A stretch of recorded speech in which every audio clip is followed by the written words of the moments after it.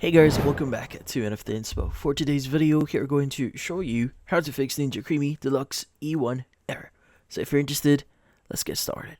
So this error pops up for a couple of common reasons here. So first is plugging it too early. So here's the thing with Ninja Creami Deluxe here. It needs to be unplugged before you set it up. So if you plug it in and they try to insert the container or start the machine, you'll likely get the E1 error.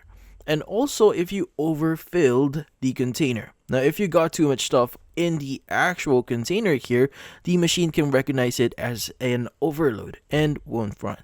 And you might, or in this case, the contents are too dense or frozen. So you might have added too dense or frozen inside it. So if the ice cream base is like a solid ice block or too dense, the machine might struggle and show the E1 error. Now how to exactly fix that? So first is you want to unplug and reset it. So unplug the machine completely and wait for a few seconds and check that everything like the container and blade are properly inserted and locked in place.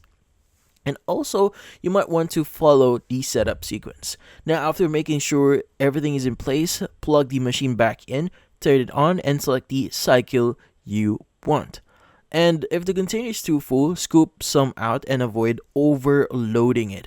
And if the base is rock solid, let it thaw slightly until it softens before processing. Then if the error keeps happening, unplug the machine and wait for about like 15 minutes, then go through the setup process again. In this case, that's about it. Hopefully this video was able to help you. Like and subscribe to NFT Inspo. Thank you for watching.